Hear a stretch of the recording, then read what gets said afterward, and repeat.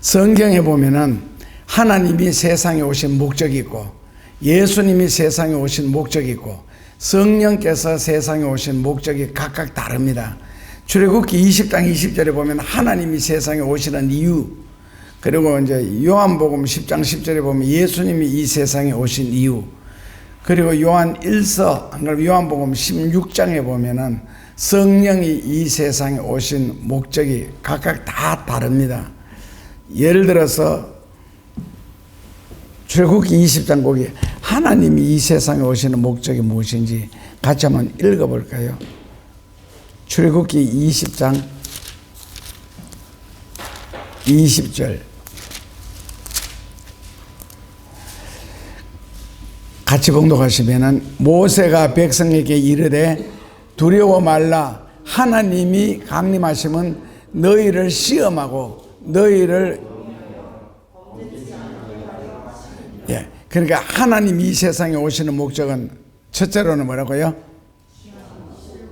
둘째로는 셋째로는 이제 하나님을 두렵고 떨리는 마음으로 섬기면 범죄치 않을 테니까 크게는 두 가지인데 하나님이 우리 가운데 오시는 첫째 목적이 뭡니까? 시험하고입니다. 이거 잘 들으셔야 됩니다. 시험. 그럼 하나님이 우리에게 오시면은 은혜를 베풀어 주시고 뭐 인도해 주시고 좋은 말로 오셔야 되는데 왜 시험하러 우리에게 오신다 그랬겠어요? 시험하러 오신대요. 요한복음 10장 10절에 예수님이 이 세상에 오신 목적은 요한복음 10장 10절에 예수님이 오시는 목적은 같이 읽어보시면은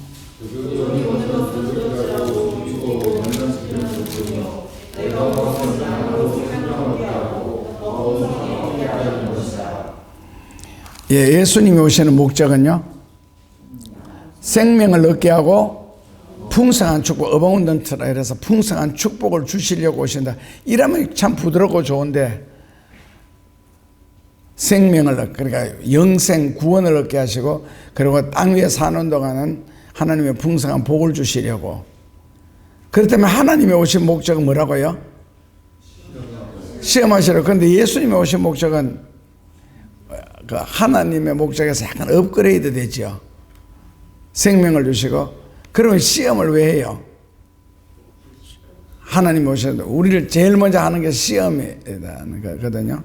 시험을 왜 하시지? 예? 그렇죠. 시험을 통과해야 참 믿음에 영적인 믿음이 이룰 수 있고 그 다음에는 그 구원 문제가 복을 주시려고. 그래 반드시 뭐부터 해야 된다? 시험부터 쳐야 된다. 근데 이 시험이 뭡니까? 어려움이거든요. 고난이고 고생이고. 그 하나님이 오신 것은 고생시키러 오신다. 그 이스라엘 백성들 같으면은 뭐 애굽에서 40년, 요셉 같은 경우, 욥 같은 경우 다 거의 뭐 죽도록 고생을 시켰는데 그 고생시키는 이유는 복을 주시려고. 그러니까 요즘에 이제 스포츠계에서는 안세영이가 굉장히 뭐 세계적으로 히트를 치고 있고 그리고 또 이강인이가 아시아 사람으로서는 없는 뭐 육관왕 그 금년 한 해 동안에 그 받은 거 그런 걸 쭉 하면서 했는데 이강인이가 스페인에 갔을 때 그 어릴 때 갔잖아요. 그러니까 지난번에 뭐 국가대표 나가서 쉬는 시간에 탁구 치다가 손흥민이가 탁구 치지 마라 그랬거든. 그래서 손흥민이 한참 동안 요 붕대 감아놨죠. 이거 손가락이 완전히 부러져서 이렇게 확 적혀가지고. 왜냐면은 이강인이가 스페인에서 고생을 무지하게 많이 했잖아요. 어릴 때 가가지고. 그거 뭐 프로 세계라는 것은 사랑이니 뭐 은혜, 긍휼 이게 없잖아요. 지면 무조건 탈락이고. 그리고 안세영이가 국민학교 다닐 때, 그 중학교 다닐 때 훈련하는 모습을 글로 써놨는 걸 봤는데 한마디로 말하면 이제 죽고 싶었다는 거죠. 근데 그 가르치는 선생님, 국민학교 3학년 때 선생님, 너는 앞으로 세계적으로 꼭 우승할 거다 했는데 딴 친구들은 연습을 마루바닥이라든지 땅바닥에서 했는데, 근데 세영이는 어디에서 했어요? 백사장에서 시켰거든요. 그러니까 여러분들도 배드민턴 보시면 아시겠지만 얼마나 그 움직임이 많습니까? 그리고 그리고 다리 쫙쫙 벌려가지고 받아내는 보면 그걸 백사장에서 했으니까, 남은 마루 위에 사는 동안에, 그러니까 남들보다 더 참하고 훈련, 그러니까 그렇게 하니까 지금의 어떤 그 영광이라는 게 오는 거거든요. 근데 이사야서 58장 거기도 보면은 시험이 먼저, 그러니까 그거는 구제라고 해놨는데 성교 구제가 먼저 지나가고, 그러니까 우리말로 다시 바꾸면 너의 옳은 행실이 너의 앞서가면 하나님의 영광과 하나님의 축복은 너 뒤를 따라간다. 그러니까 좀 이따 설교 중에서도 나오겠지만은 하나님께서 내게 복을 주시면 내가 주의 일하겠습니다. 이게 우리 교회에서 수준은 전부 다 성경 구절을 외우는 수준이 아니고, 지금 일반 사람들의 수준은 예를 들어가 구하라 그리하면 주실 것이요, 이 문장을 외우는데 구하라 그리하면 주실 것이요, 이 뜻을 못 따라가는 거지. 하기야 그 뜻 알면 목회자보다 훨씬 낫게요. 그러니까 너의 의가 너 앞서 행하여야 하나님의 영광과 축복은 너 뒤에 따라온다. 근데 우리는 하나님의 영광에는 축복을 주시면 내가 주의 일하게 하나이다. 원어에 뭐라고 해놨는지 아세요? 지옥 갈 배신자로 해놨습니다. 하나님께서 주시면 내가 뭐 하겠습니다. 이거는 시인자로서 도저히 있을 수 없는 말이고, 그리고 성경적으로는 절대로 용납을 하지 않는, 그리고 성경에는 그런 문장 자체가 없는 거 있잖아요. 하나님이 주시면은 뭐 하겠습니다. 그러면 원래 성경의 뜻은 뭐겠어요? 내 의가 너 앞서 행하면은 너 의가, 그러니까 내 편에서 먼저 주의 일을 하고 예를 쓰면은 아마 필요한 것도 많고 부족한 것도 많을 거예요. 그때 하나님께서 와서 도와주심으로 우리로 말하면 큰 복을 받고 큰 은혜를 받는 것이지, 뛰지도 안 하고 잘 뛰게 해주시면 내가 뛰겠습니다. 이거는 말도 안 되는 이야기잖아요. 예를 들어가, 그러니까 선수들로 말하면 운동선수들이 내가 승리하고 영광 거두면 그 다음부터 내가 열심히 운동하겠습니다. 이게 무슨 말이 그래요? 그건 있을 수 없잖아요. 그러니까 하나님은 우리가 아무리 발버둥을 쳐도 하나님은 성경 말씀의 뜻을 따라서 움직이시는 분이시지 내 뜻을 따라 절대로 움직이는 거 아니다. 그리고 이제 성령이 오신 목적은 요한복음 이제 14장에서 16장 그런 데 보면은 우리에게 진리를 깨우쳐 주시고, 그리고 예수님이 하신 말씀을 이해가 되도록 해 주시고, 그러니까 우리가 인간적으로 아는 성경의 수준은 성경 아는 것이 아니고, 내가 머리로 생각할 수 있는 것은 진리가 아니다. 이게 성경의 뜻하고 안 맞기 때문에 그렇습니다. 그래서 불행한 사람들을 구원해 주시고 평화를 주시고 복을 주시려고 오셨다. 그런데 오늘 우리가 읽었던 성경 마태복음 10장 뭐라고 해놨어요? 내가 이 세상에 온 것은 평화를 주러 온 것이 아니라 검을 주러 왔노라. 말씀 되게 세게 나가죠. 검을 주러 왔다는 겁니다. 화평이 아니고. 그러니까 신앙생활을 하다 보면은 시험이라는 것은 반드시 따릅니다. 지난 주간에는 이렇게 지방에 있는 사람하고 통화를 하다 보니까, 나는 지금까지 이제 나이가 이제 반백년이 지났는데 지금까지 어릴 때부터 신앙생활하면서 바르게 살려고 했었고 믿음으로 살려고 했었고, 그런데 왜 내한테 어려움이 닥치느냐, 왜 힘드는 일이 닥치느냐, 그것도 한 번도 아니고 왜 꽃배기로 닥치느냐, 그러면서 정말 내가 믿음이 있는가 하는 그 자기 자신을 굉장히 많이 돌아봤대요. 정말 내가 믿음이 있는가, 정말 내가 하나님 말씀을 믿고 있는가 하는 그런 고민들을. 근데 신앙생활도 그냥 말씀 그대로 전할게요. 육신적으로 신앙생활하면요 절대로 시험이 닥치지를 않습니다. 그러나 영적인 신앙생활에는 반드시 시험이 닥칩니다.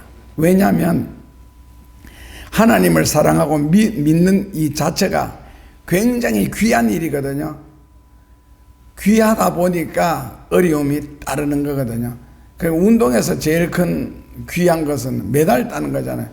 뭐 예를 들어 선수들을 죽도록 노력하려고 힘쓰고 그렇게 해가지고 그 메달 땄는데 따면은 그 중계하는 어나운서들이 그럽니까?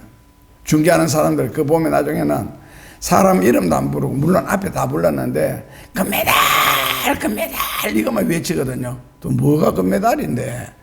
그만큼 그 핵심이 중요하다는 거거든요.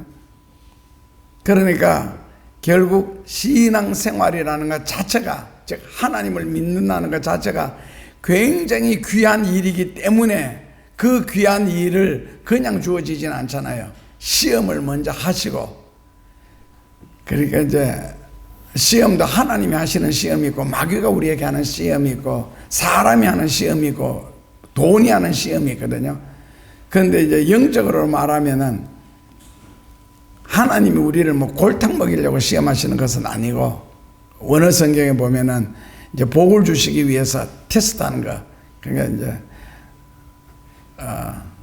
시험하시고, 그리고 마귀가 우리에게 주는 것은 어떻게 하든지 신앙생활에서 실족하게 하기 위하여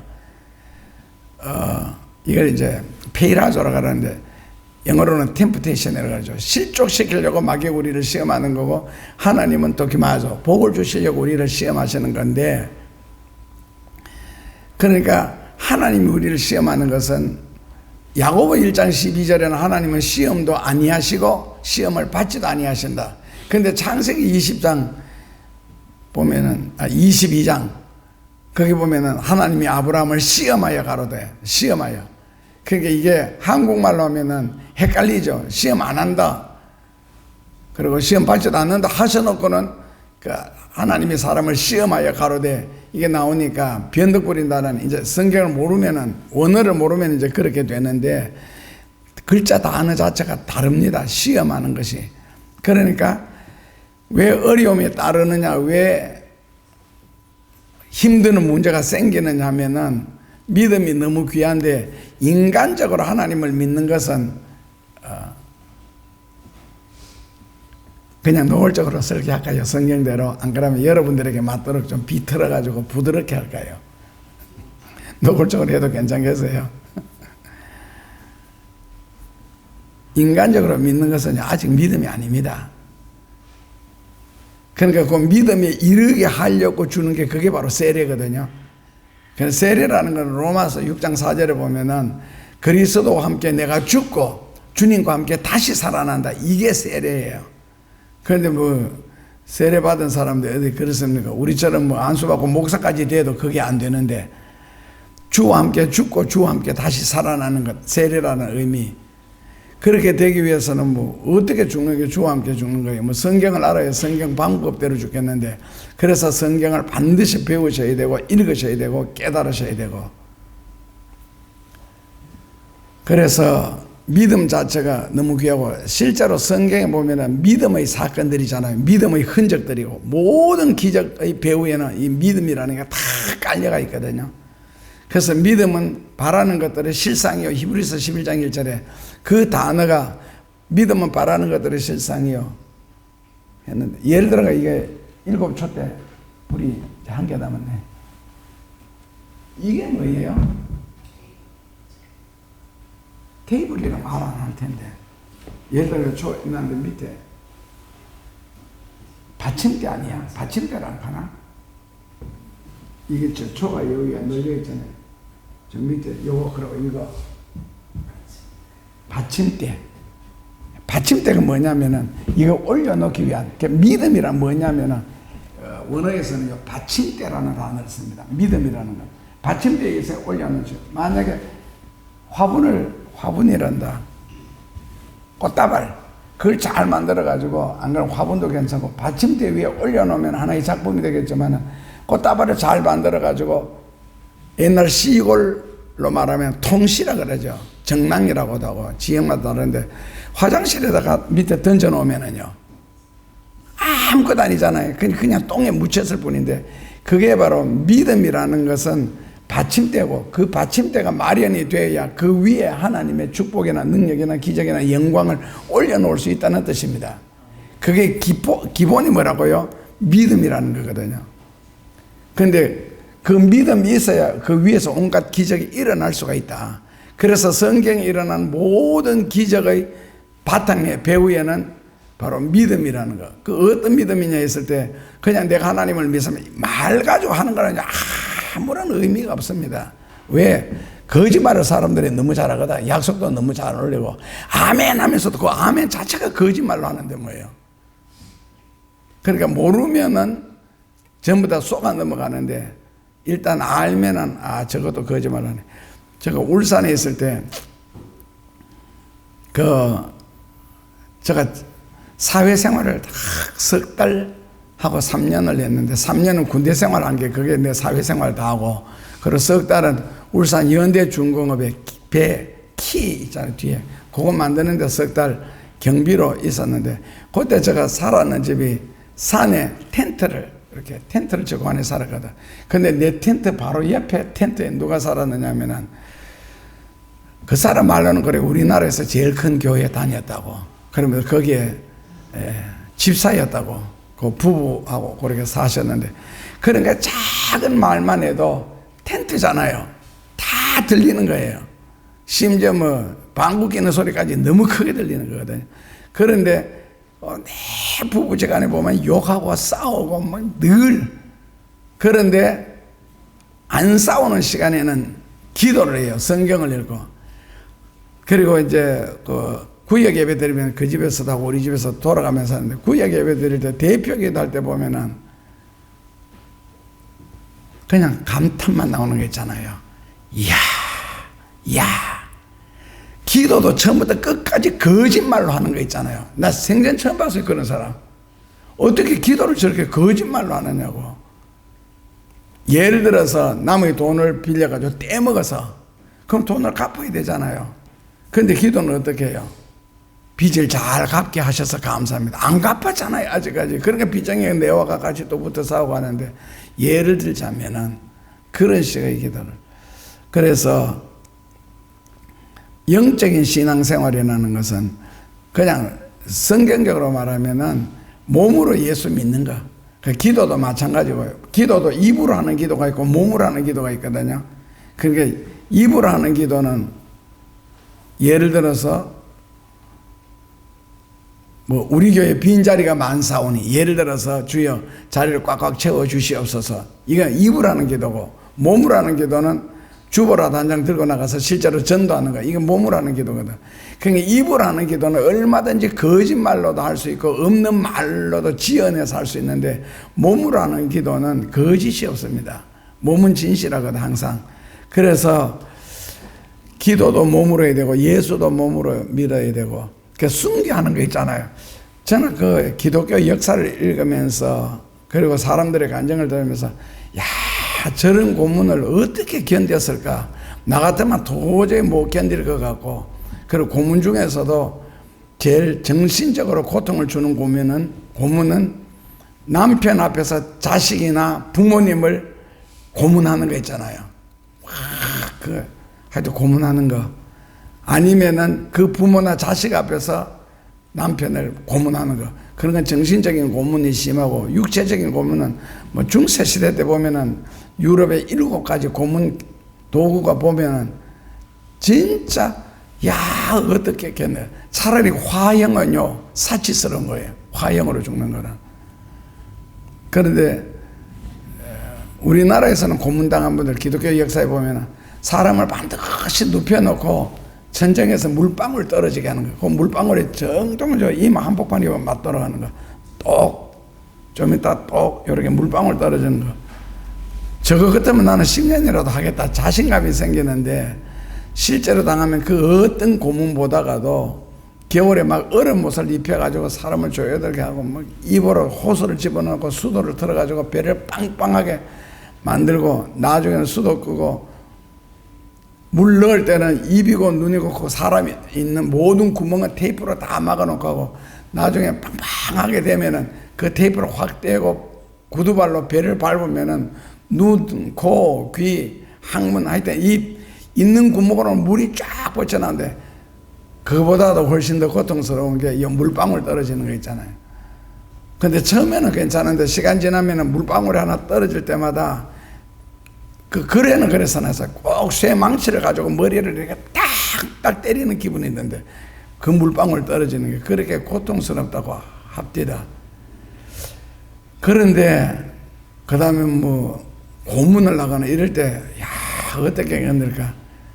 그래서 그 다음에 책에 재밌는 이야기에서 순교하는 거 있잖아요. 고문당하다 순교하는 거는 몸이 약한 사람이 죽는데요. 건강한 사람은 절대로 안 죽는데 고문만 당했지. 그렇게 두드려 맞고 막 뼈가 부러져도 두드려 맞고 폐도 안 죽는데 왜 건강하니까. 그 몸이 약하면 맞으면 죽는데. 아 그래서 순교는 몸이 약해야 죽는다. 건강한 사람은 고문만 오래도록 당하지 안 죽어. 아 그거 보고 상당히 위로받았는 거 있잖아. 내가 빨리 몸이 약해야 되겠다. 순교하기 위해서. 맞으면 죽으니까. 그런데 신앙생활하면서 영적인 신앙생활에는 왜 반드시 어려움이 따르느냐. 믿음이라는 것 그것도 특히 영적으로 들어가면 하나님과의 구체적인 관계가 시작되는데 그걸 통해서 온갖 기적이나 능력이 나타나는데 그걸 누가 제일 싫어하겠어요? 마귀가 싫어하겠죠. 그러니까 마귀가 그냥 절대로 놓아두지 않지요.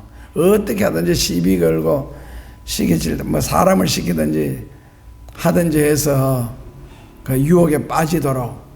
그러니까 마귀가 이제 그렇기 때문에 그렇습니다. 그래서 어려움을 겪지 않는 신앙은 하우스 안에서 자란 뭐 꽃이라 그래야 될까요? 바람만 조금만 불면은 죽을 수가 있고 부러질 수가 있고 시들어질 수가 있고 약간만 더운 바람 불면 시들어 버리죠. 그리고 밖에 내놓지를 못하는 거예요. 원래 귀한 것일수록. 난도 좋은 난은 한 폭에 비싸던데요. 한 1억 5천만 원 정도. 그러니까 그 난 하나를 옮기는 데는 비행기에다가 싸가지고 안고 귀하니까. 원래 아름다운 꽃차는 진딧물부터 시작해서 해충이 많이 달라붙습니다. 그래서 사람도 이쁘면 빨리 죽는 게 미인방명이라는 게 그 이유가 있는가 봐요. 그러니까 비바람을 맞아가면서 모든 폭풍을 근데 고생을 많이 해야 신앙도 건강하게. 그래서 이 시험이라는 것은 끊임없이 다가오기 때문에 예수님이 우리에게 유일하게 가르쳐 주신 첫 기도에서 뭐라고요? 시험에 들지 않도록 기도하라고 특별히. 근데 요즘 교인들 신앙생활하는 거 보면은 시험에 들게 하여 주시옵소서라고 기도하는 것 같아. 아무것도 아닌 거 가지고 걸핏하면 시험 들었다, 걸핏하면 상처받았다. 교회는요 상처를 주는 것이 아니고 상처를 치유하는 곳이거든요. 근데 그만큼 자기가 약하다는 뜻이에요. 교회에서 상처받아도 시험 들었다. 아니면은 자기가 시험 들지 않기 위해서 상대편을 먼저 시험하는 거 있잖아요. 조금만 기분 나쁘면은 내가 먼저 화를 버럭 내므로써 상대편을 화 못 내게 하는 거. 그 자기가 먼저 시험을.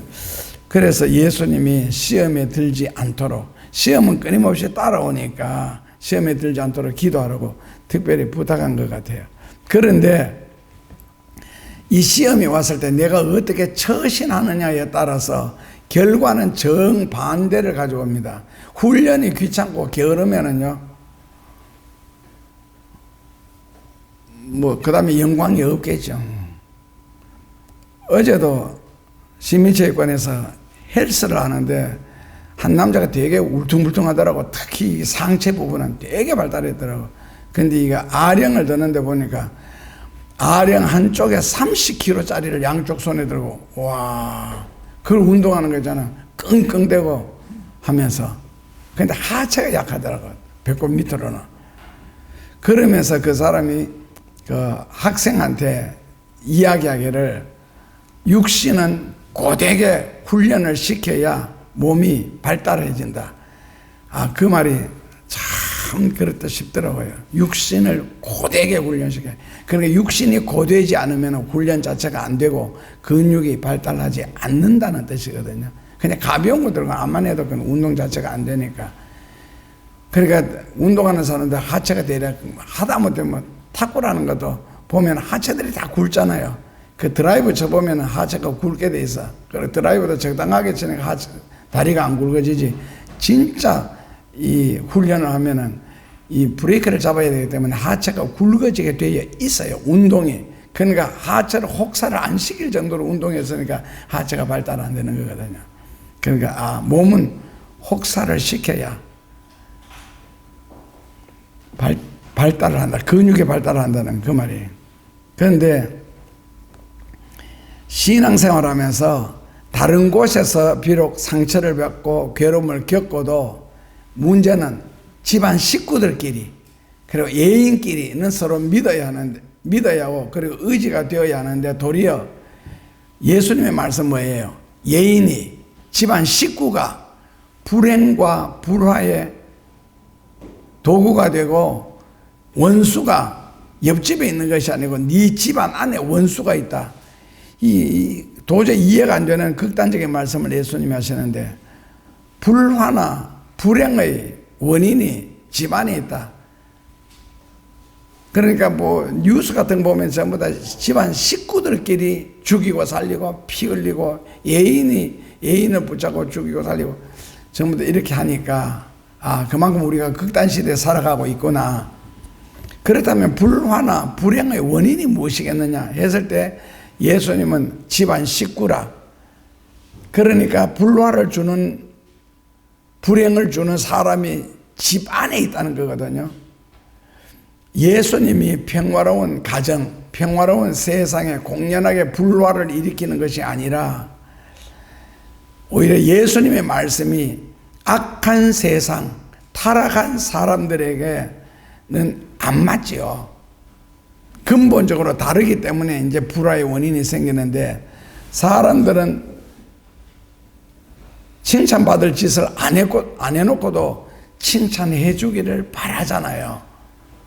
그리고 섬김을 받기를 바라고 누가 요즘 뭐 베풀려고 섬기려고 했습니까? 다 받기를 바라는 세상인데 그러니까 예수님은 너희가 큰 사람이 되기 위해서는 종이 되라, 섬겨라, 베풀어라. 이제 예수님의 논리거든요. 그런데 현대인들에게는 이게 안 되잖아요. 그걸 안 맞고 누가 섬기고 베풀고 종노릇 하겠어요. 친구가 학생이 교실에 토해 놨는데 그걸 누가 닦겠어요? 그런데 닦아야 학생회장이 될 수가 있습니다. 그러니까 유대인들 같으면은 1530번 외세의 침략을 당하거든요. 우리 한국 같으면 외세 침략을 당한 게 970번.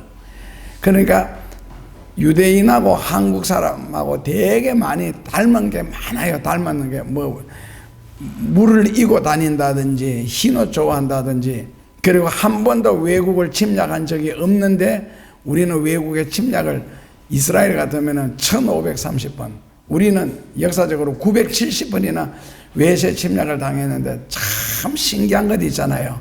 이스라엘은 우리나라에 강원도 많은데 그 작은 이스라엘, 그 대한민국도 뭐 얼마나 작습니까? 미국의 한 주가 한국보다 4배, 5배 큰 주도 있는데 근데 그 작은 주가 1000번 가까이, 1500번 가까이 외세 침략을 당하고도 역사의 생명을 이어간다는 거. 이건 스바냐서 성경에 보면 하나님의 큰 섭리가 있다. 이렇게 나오는데, 그리고 외세 침략을 많이 당하다 보니까 사람들이 바쁘게 살아요. 뭐 일이 그렇게 많죠. 그런 나라에 예수님이 설교하시면서 오리를 가자 그들랑 심리를 가주라. 그 가능한 일이야. 그러면 심리 안 가면 되잖아.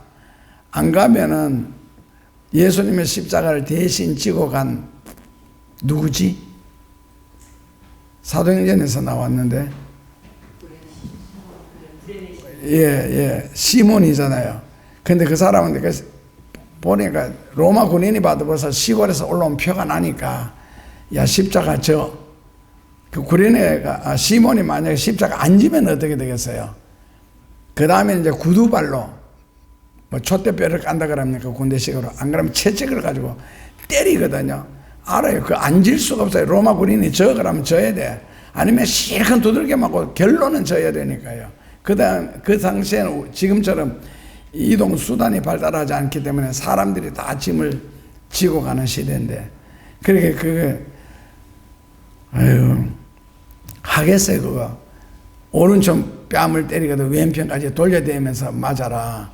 당신이 나를 때려서 화가 풀린다면 때려라. 이런 식으로. 그러니까 사람들조차도 진리에는 거부를 하고, 그리고 이 고집이라는 것 때문에 진리가 먹혀 들어가지를 않는데, 실제로 믿음으로는 그렇게 살아라는 거거든. 그래, 보통 사람들, 타락한 사람들이 하지 않는 모습으로 너는 진리를 따라 살아라.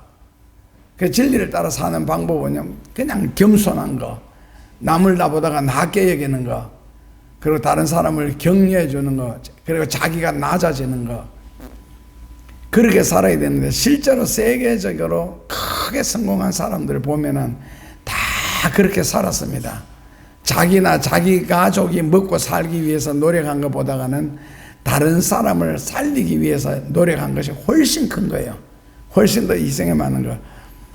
어제 저는 그 프로를 생전안 보는데, 시니어 토크인가?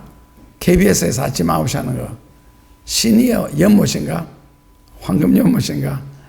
거기 보는데 9살 때 아버지한테 쫓겨나가가지고, 그때부터 지금 말로 바꾸면 그 사람은 노숙생활이라는데, 그 단어는 자기 안 쓰더라고. 쫓겨나가서 길에서 옛날에는 가만히 주워가지고 덮고 자고, 어떨 때는 눈이 와가지고 가만히 위에 눈이 그렇게 주위를 고생하고, 그리고 폐결핵 3기 걸려가지고 병원에 다니면서 엉덩이 주사를 하도 맞으니까, 나중에는 엉덩이가 주사 맞은 자리가 단단하게 굳어가지고 주사 바늘이 안 들어가니까 주사 주는 간호원 아가씨가 따뜻하게 수건에가 엉덩이를 문질러가지고 부드럽게, 그 다음에 주사를, 물론 그 사람하고 나중에 결혼했는데, 그리고 우연하게 형이 구두 닦는 법을 가르쳐 줬대요. 그래서 그때부터는 구두통 들고 구두 닦기를 했는데, 지금이 나이가 64살인데 그렇게 어렵게 살고 힘들게 살면서도 이 사람이 참 다른 사람한테 많이 베푸는 삶을 살아가는 거 있잖아요. 12월 되면은 구두통하고 이거 산타 할아버지처럼 보자기 하나 들고 그 안에다가 이제 빵 하나, 과자 하나, 뭐 하나 이래 섞어가 한 봉다리씩 만들어 넣어 다니면서 어려운 사람들 찾으러 다녀서 베풀게 하고, 그 다음에 나중에는 구두 닦여가지고도 돈 그렇게 많이 번가 봐요. 사회 환하는 땅이 축구장 5개 넓이의 땅을 팔아가지고 사회 환원을 했더라. 기부를. 축구장 5개 넓이 땅을 그만큼 많이 샀는가 봐. 그래서 그 부인은 이 땅이 있으니까 여기서 농사를 짓든 뭐를 하든 나오는 수입을 가지고 늙음하게 잘 살아야 되겠지라고 생각을 했는데, 신랑이 IMF 터졌을 때 우리보다 어려운 사람이 많은데, 내가 구두를 닦아 돈 번 것도 세상에서 돈을 벌어지 하늘에서 떨어진 것이 아니다. 그래서 이건 다시 세상에 돌려주는 것이 맞지 않느냐라고 부인을 설득을 시켰더라고. 그래서 부인이 나중에 남편 뜻이 갸륵하니까 오케이네 했는데, 그 땅을 팔아가지고 기부하는 순간에 한쪽 팔이 떨어져 나가는 기분이 들더래요. 그런데도 그렇게 했는 것 있잖아요. 그 텔레비전에 아침 9시에 황금연못 거기에 나와서 이 사람이 쭉 이야기를 하더라고. 소개를 하면서. 그렇게도 사는 사람이 있는 거 봐요. 신앙인이 아닌데도. 그러니까 지금은 우리가 교회를 다닌다, 절간에 다닌다, 천주교에 다닌다, 이게 전혀 중요하지 않고 인간성이 가장 큰 문제가 되는 것 같아. 인간성이. 우리가 영어로 퍼스널리티라고 그러는데, 그것이 되면은 꼭 교회 다녀야 좋은 일하고 선한 일하고 하는 것은 아니잖아요. 진리를 전혀 모르는 사람도 그렇게 하는데, 그렇다면 우리는 그런 진리를 이미 다 알고 있고, 그렇게 섬기고 베풀어야, 자기가 낮아져야 하나님이 축복해 주신다. 길을 이미 딱 정해져 있는데, 진리의 길이라는 거는, 그러니까 알면서도 우리는 그렇게 살지 못하니까, 그러니까 아무리 종교라는 옷을 입고 종교라는 가면을 쓰고 휘황찬란한 언어를 사용할지라도 사고방식이 진리와 맞지 않는다면 어떻게 그 마음에 복을 하나님이 담을 수가 있겠어요? 그래서 불화라는 게, 불행이라는 게 생기는 거거든. 지금은 못 먹어서 불행해야지 아니잖아요. 살이 너무 쪄서 불행이지. 어제도 송구 영신 예배 때 선물 교환하는데 아이들도 온다니까 그거 살기 위해서 둘이 코스코에 갔는데, 장 다 보고 마지막에 나오면서 그 음식 파는 거 있잖아요. 떡볶이 팔더라고. 어제는 그걸 사 먹는데, 같은 의자 뒤편에 남자가 앉았는데 남자가 아니고 청년인데 숨을 못 쉬는 거 있잖아요. 살이 너무 쪄가지고 앉았는데 배가 무릎을 덮어서 그렇게 그것도 한 사람도 아니고 그 엄마하고는 계속 싸우는 거죠. 그만 먹어라 적게 먹어라. 그게 그만 먹고 적게 먹어집니까? 계속 그러면서 왜 자꾸 사다 줘? 그만 먹으라면서. 그러니까 살이 찌는 문제인데 너무 쪄서 그러니까 그 예수님과 그러니까 신앙적인 의식 구조 사이에서 일어나는 그 갈등이 있잖아요. 그 축구장 5개를 팔아가지고 기부했는 그 구두 닦기 할아버지 아이들이 자랄 때는 아버지가 구두 닦이라고 되게 창피스러워했고 그 앞으로 지나갈까봐 겁나는데 이 아이들이 다 크고 결혼하고 난 뒤에는 아버지 훌륭하다고 이제 오히려 자랑을 하는. 그러니까 자기가 이 땅을 기부를 해야 되느냐 말아야 되느냐 할 때 그 사람의 고백이 그래요. 자기 마음속에서 성곽이 붙어 싸우는데 그게 제일 괴로웠다. 그러면서 3년 동안을 고민을 했는데 결론은 선이 이기더라 해서 이제 팔아서 기부를 하게 됐다고. 그러니까 결국 뭐냐면은 신앙적인 의식 구조를 확실하게 진리 가운데서 우리가 가지고 있잖아요. 그러면 세상적인 사고방식하고 신앙적인 의식 구조가 이건 항상 충돌을 하거든요. 여기서 결국 누가 이기느냐는 거예요. 그러니까 세상적인 사고방식과 신앙적인 사고방식은 충돌하게 되어 있다. 싸우게 되어 있다. 불화하게 되어 있다는 겁니다. 빛과 어둠이 어떻게 조화를 하겠어요? 불화를 하지. 그러니까 타락한 자와 믿음으로 사는 사람 사이에는 반드시 불화라는 게 생기게 되어 있습니다. 그런데 예수님의 예언은요, 교회 안에서 생긴다는 겁니다. 결국에는요. 문제는 불신 세상에서 생기면 뭐 상대 안 하면 되는데 교회 안에서 같이 찬송 부르고 같이 기도하는 사람끼리 사고방식의 차이 때문에 여기서 싸워야 되고 불행해져야 된다.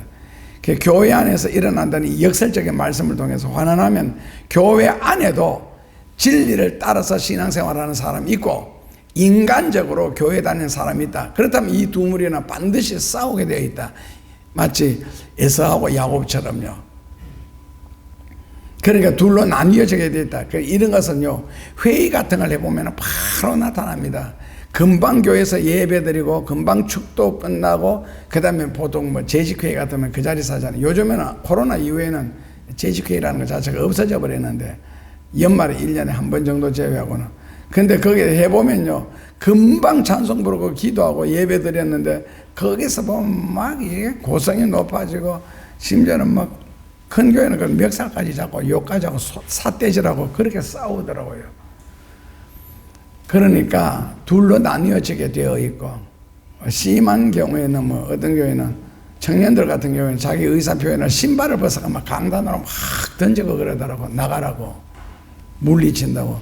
자기는 그게 의라고 생각하고 잘한다고 하는 행동인데 교회 안에서 객관적으로 봤을 때 과연 신발 벗어가 강단에 한두 켤레 다니고 막 날아가는 게 그게 신앙적인 행위고 옳은 행위예요. 자기가 뒤집어 씌워졌으니까 눈에 안 보여서 그렇지.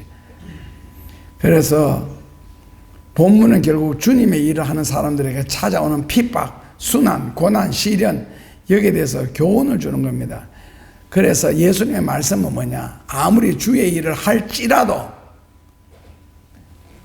눈가림으로 하느냐, 골로새서처럼 정말 충성심으로 하느냐, 흉내내는 충성을 하느냐, 정말 마음을 바쳐서 헌신을 하느냐 알 수가 있다는 겁니다. 이걸 이제 분별하겠다는 거거든요. 그러니까 교회를 다니나 안 다니나를 분별하는 것이 아니라 의식구조 사고방식이 성경적이냐 비성경적이냐, 그 다음에 하는 행동도 충성한다 봉사한다 하는 것도 성경적으로 하느냐 세상적인 사고방식을 가지고 하느냐, 정말 주님을 위해서 봉사를 했고 교회를 위해서 충성을 했다면은 일을 하고 난 뒤에는 꼭 칭찬이나 축복보다는 어려움이 먼저 따르거든요. 내가 지금 섬긴 것이, 헌신한 것이 성경적으로 정말 진실한 마음으로 했는지, 자기를 드러내기 위해서 했는지, 그때에 어떤 핍박이 다가온다든지 싫은 소리 딱 하잖아요. 누가 하면은 싫은 소리 들으면은 그때에 화를 내거나 큰 소리를 치는 것은 나를 왜 알아주지 않느냐, 왜 칭찬해 주지 않느냐, 섭섭하다 이런 생각을 하기 때문에 화를 내고 같이 싸우는 거거든요. 결국 목에 힘이 들어가는 거고, 결국 자기 존재감을 드러내기 위한 자기 발악이지요. 그런데 성경 뭐라 그래요? 그거는 충성이 아니고 충성을 가장한 마귀의 짓이라고 합니다. 그래서 오늘 34절에서 39절에 마태복음 거기 보면은 주님을 따르는 자들이 세상과 겪게 되는 갈등의 필연성, 그 절대적인 헌신을 요청하는 시대. 자, 예를 들어서 앞으로 많은 시비거리가 될 거고 한참 시비거리가 되었는데 요즘에는 조용한 문제 있죠. 666 문제. 이미 온 세계가 구조적으로 종말을 향하여 가고 있을 뿐만 아니라 이미 종말이 닥쳐서 성경을 이루어가는 이 현실에 살아가는데, 예를 들어서 요한계시록 13장 16절에서부터 쭉 보면은 앞으로 이 마귀표를 666표를 받지 아니하면은 매매 자책한다. 그러니까 먹고 살 수가 절대로 없다, 세상에서는. 그렇게 성경에는 해놨거든요. 그런데 그걸 문제는 본문이 문제가 아니고 해석이 문제가 되는 거예요. 그러니까 이제 화폐의 발달사를 옛날에 그 물물교환 하는 때부터 쭉 오다 보면은 세상 끝에 가면은 돈이 없는 은행이 나옵니다. 새 은행이라 그래서 돈이 없는 은행. 그 은행은 있는데 은행에 돈이 없는 거. 그렇다면요, 숫자 놀이하는 거죠. 내가 한 달에 월급을 200만 원 받았다고 생각을 하고 200만 원 안에서 사용을 하면 되거든요. 그게 숫자로 왔다 갔다 하니까. 근데 200만 원 벌었는데 만약에 한 달에 내가 300만 원, 400만 원 쓰겠다. 그러면 기계가 멈추죠. 허락을 안 하니까. 근데 이제 무화폐가 새로운 화폐가 되고, 그리고 앞으로 세계 화폐도 한 번 더 바뀔 거예요. 지금은 이제 달러가 대세인데 앞으로 달러가 없어지고 새로운 화폐가 하나 나타나고, 그 다음에는 마지막에 화폐는 이제 666, 이게 이제 경제의 발달에서 어쩔 수 없이 그쪽으로 가는데, 자, 이 문제가 딱 드러났을 때 성경은 간단합니다. 받는 자는 지옥 간다. 받는 자는 그 대신에 이 세상에서 잠시 더 살면서 먹고 살 수가 있다. 받지 않는 자는 고난을 당한다. 절대로 매매 자체가 안 되니까 먹고 살 수가 없다. 이렇게 이제 뭐 양자 대립형으로 성경에는 기록되어 있는데,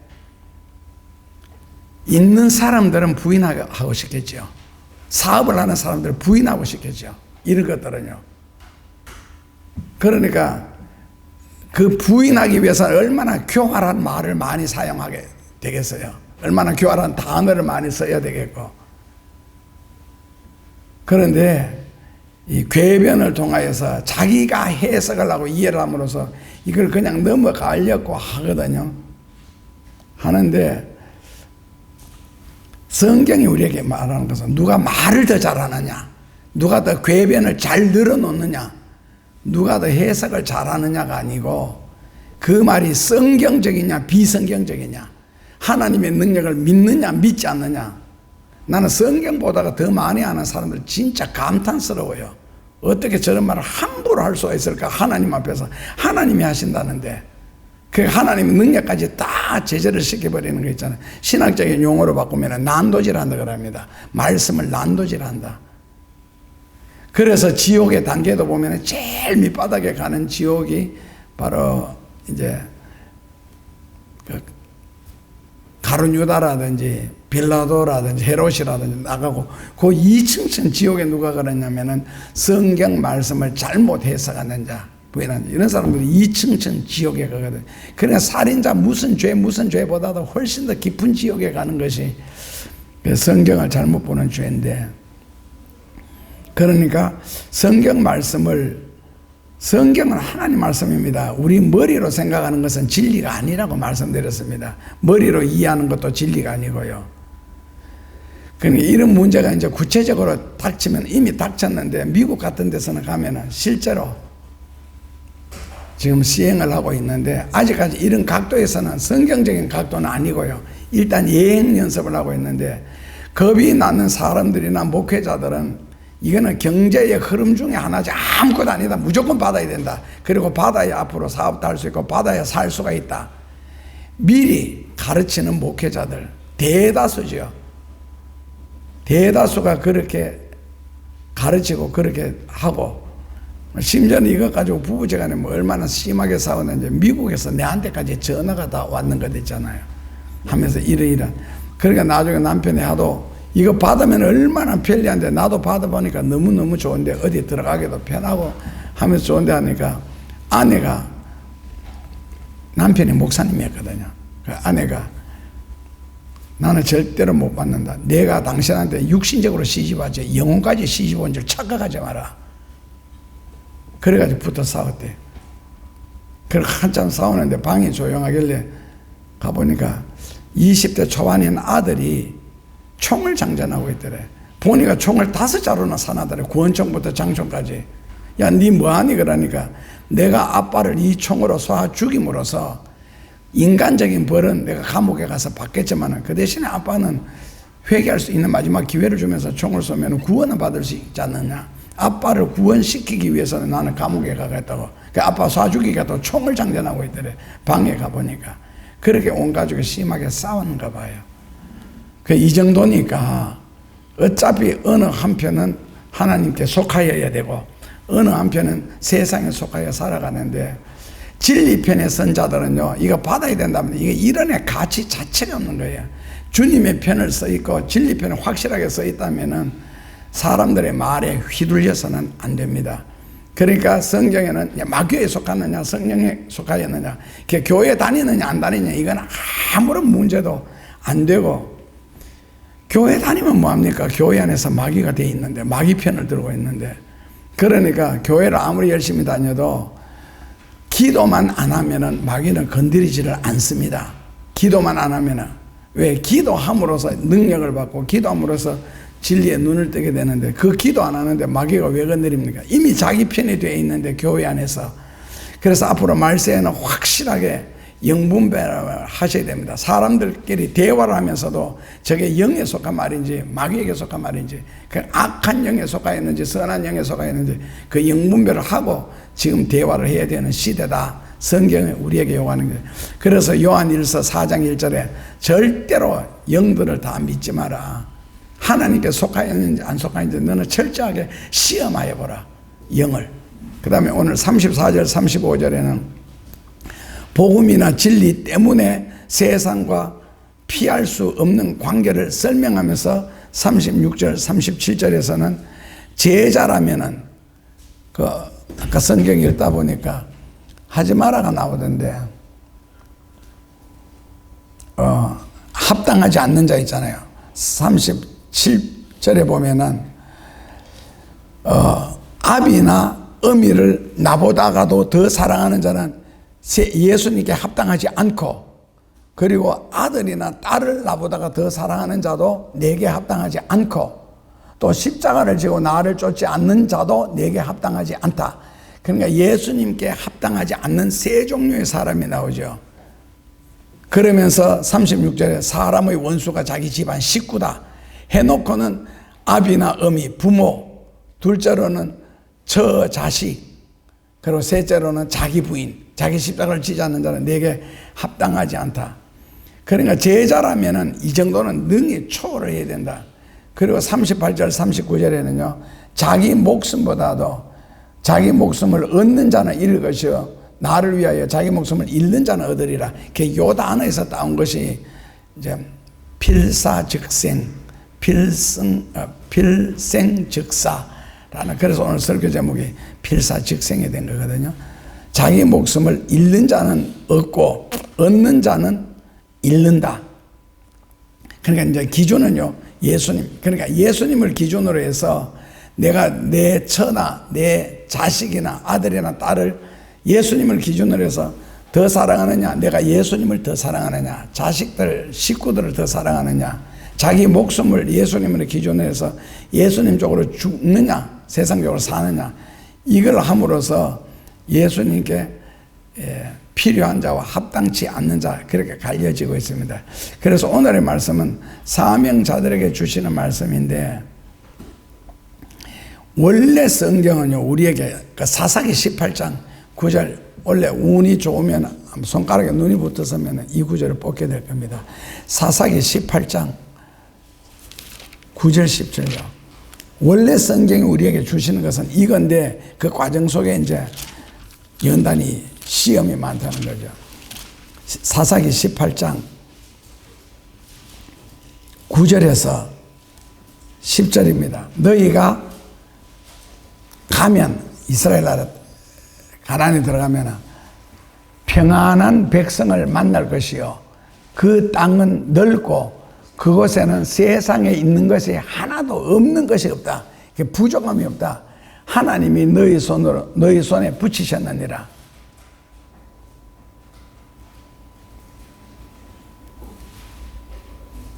18장 9절에 가로되 일어나서 그들을 치러 올라가자. 우리가 그 땅을 본즉 매우 좋더라. 너희는 가만히 있느냐? 나아가서 그 땅 얻기를 게을리하지 마라.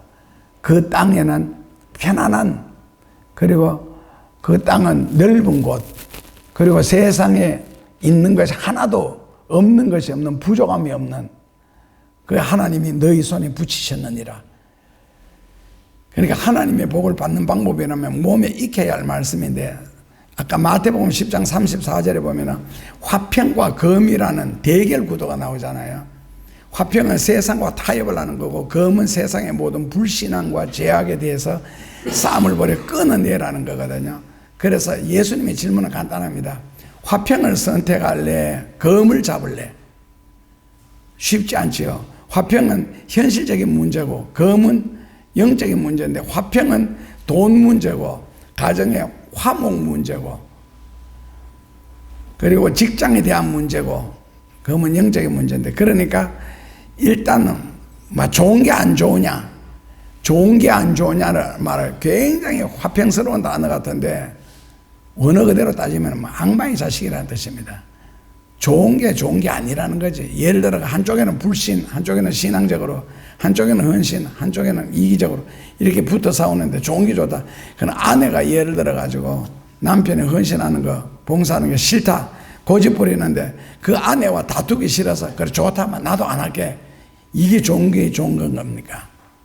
악마의 일이지. 그러니까 화평을 선택할래? 검을 선택할래? 진리를 위해서. 그러니까 삶의 프라이오리티를 그러잖아요. 우선순위가 어느 쪽에 있느냐는 거죠. 내 삶의 순서가 검을 잡을래? 인간적인 걸 선택할래? 여러분들이 아는 대로 실천하면 길이 열립니다. 길이 분명히 없어요. 막혀요. 저러면 안 돼. 그런데 믿음으로 가면은 없는 길이 생기고 새로운 길이 열립니다. 그래, 마침 아무것도 아는 거 있잖아요. 먹기 위해서 사느냐, 살기 위해서 먹느냐. 따지고 보면은 문제 안 삼으면 문제가 전혀 안 되는데, 문제를 삼으니까 문제가 되는 거 있잖아요. 먹기 위해서 살지요 라고 대답을 한다면은 짐승이죠. 짐승은 오직 먹기 위해서 삽니다. 살기 위해서 먹지요, 사람이죠. 그런데 먹고 난 뒤에 목적이 있어야 되는데, 목적이 없이 먹기만 한다면은 사람이 짐승처럼 사는 거죠. 그 얻는 건 살이나 펑펑 찌겠지요. 얻을 수 있는 게 아무것도 없으니까. 그래서 사람이 짐승처럼 되기 위해서는 먹기만 하면 됩니다. 먹을 이유가 없고 먹는 목적이 없잖아요. 먹었으면 그 다음 일을 해야죠. 머리를 굴려야지. 그래서 복을 주시면 내가 주의 일을 하겠나이다. 이거하고 똑같은 이야기거든요. 그러니까 내가 주의 일을 하면은 하나님이 부족한 부분을 채워주시고 축복해 주시고 역사해 주실 텐데, 그 복을 주실 때까지 내가 기다리겠다. 이거는 정상적인 사람의 사고방식적으로도 안 맞지만은 특히 신앙인들에게는, 그러니까 심하게 말하면은 불신자인데 양의 탈을 쓴 교인에 불과하다. 원어에서는 하나님의 형벌을 면치 못할 자, 배은망덕한 사람, 진리를 모르는 사람, 이렇게 나옵니다. 이렇게 한 교회가 바로 계시록의 두아디라 교회. 책망받은 이유가 바로 이것 때문에, 세상과 짜가려다가, 세상과 타협하려다가 세상과 더불어 좋은 게 좋은 거 아니냐고, 그렇게 살다가 하나님의 책망을 받은 교회가 두아디라 교회거든요. 그래서 지금부터라도 없는 중에, 어려운 중에서도 내가 주님의 일을 먼저 하겠다라고 나오는 것이 하나님의 도움을 받을 수 있고 하나님의 기적을 체험할 수 있는 신자입니다. 35절에 내가 온 것은 화평을 주려 함이 아니요 불화라는 말은 어느 그대로 따지면 둘로 나눈다는 뜻이거든요. 그러니까 부부나 가족이라면 동질성이 강하고 일체감이 강한 단체임에도 불구하고 신앙 문제나 진리 문제가 딱 개입되면 부부라 할지라도 둘로 나뉠 수밖에 없다는 겁니다. 거기서 누가 이기느냐, 누가 목소리가 크냐, 누가 말을 조리 있게 잘하느냐, 이게 답이 아니고 누가 신앙적이냐, 누가 성경적이냐, 이게 답입니다. 그러니까 편하게 갈등 없이 살려고 하면 항상 믿는 사람, 신앙 좋은 사람이 기울어지면 되고 신앙이 좋은 사람이 엎어지면 됩니다. 그리고 믿음 없는 쪽으로 타협해 주면 되고요. 그러나 그건 불신앙의 선택이죠. 그래서 예수님의 질문에 대해서는, 성경의 예수님의 질문에 대해서는 어느 하나 편하게 지나갈 수 있는 게 없는 거 있잖아요. 그래서 시험이라는 것은 극복하고 이기기 위해서 있는 것이지 시험에 져서 실족하기 위해 있는 것이 아니다. 시험에 실패해서 얻을 수 있는 것은 아무것도 없습니다. 시험 쳐서 떨어졌다. 득이 되는 건 뭐가 있습니까? 떨어졌는데 무슨 시험이든지 간에 떨어지면 안 됩니다. 무조건 이겨라. 선택을 잘하라. 예수님의 요구입니다. 그래서 급기야 36절에는 집안 식구가 원수다. 아주 극단적인 언어죠. 집안 식구가 원수다 그러는 거 아마 체험하는 사람들도 있을 거고 뭐 이런 소리가 나서 할 수도 있는데, 진리에는 같은 은혜를 받지 않으면 절대로 하나가 될 수가 없습니다. 교회 다니는 것까지는 마귀가 허락을 하니까 같이 다닐 수가 있는데 신앙의 깊이에 따라서 완전히 갈라집니다. 안에 들어가면은. 그 내게 합당치 않고 이러이러한 자 내게 합당치 않고 오늘 3번 반복되어서 나오는데, 합당치 않다라는 원어의 말은 가치가 없다라는 뜻입니다. 세상적인 것을 선택하고 육신적인 것을 선택하고 진리와 영원한 것을 지금 핍박하는 상태, 고난을 피하는 상태라면은 예수님께는 전혀 가치가 없는 사람이다. 그러니까 예수님께 가치 없는 사람은 이제 맛을 잃은 송곳과 같이 길에 버려지고 사람들에게 밟힐 뿐입니다.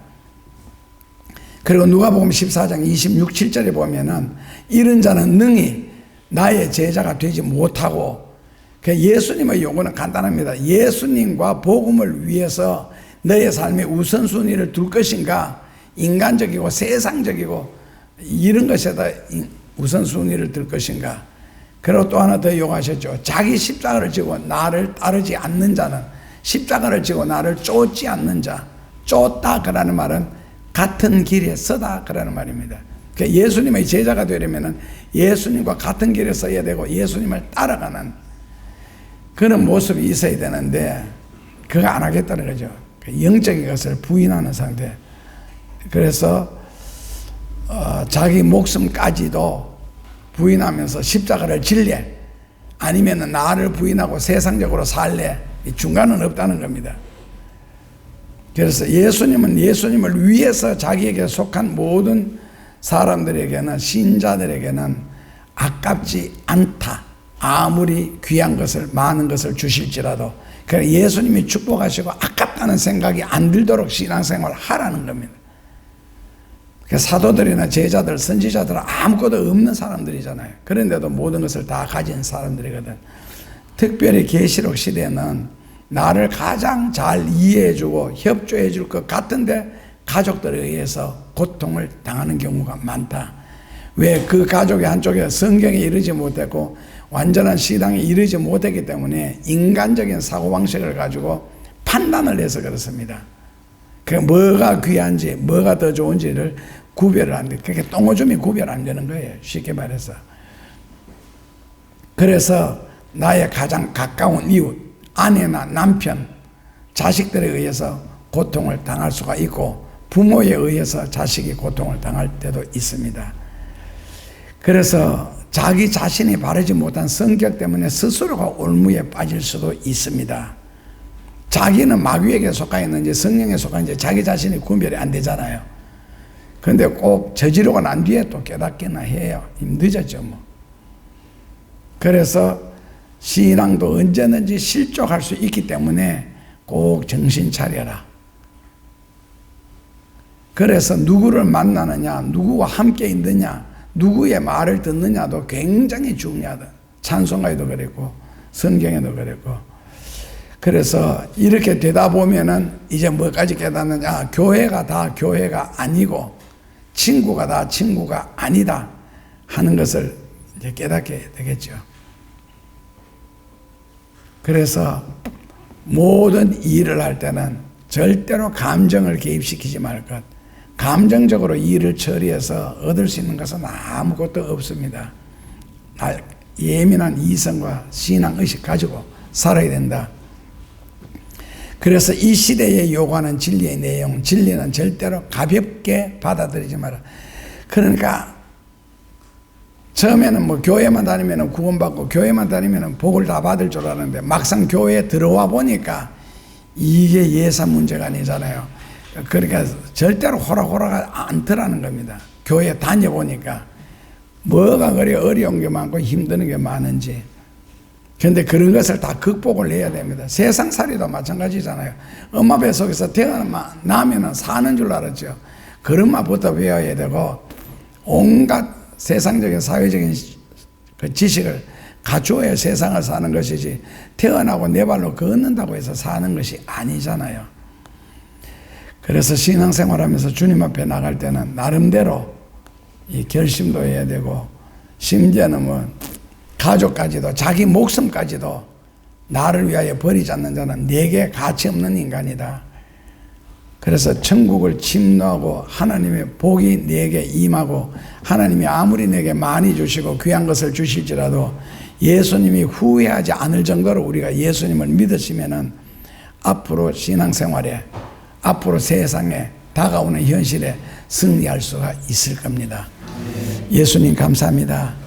심히 어려운 말씀이지만 하나님이 뜻을 두고 하신 말씀이기에 꼭 깊이 새겨 앞으로 잘 되는 쪽으로 나아갈 수 있도록 축복하여 주옵소서.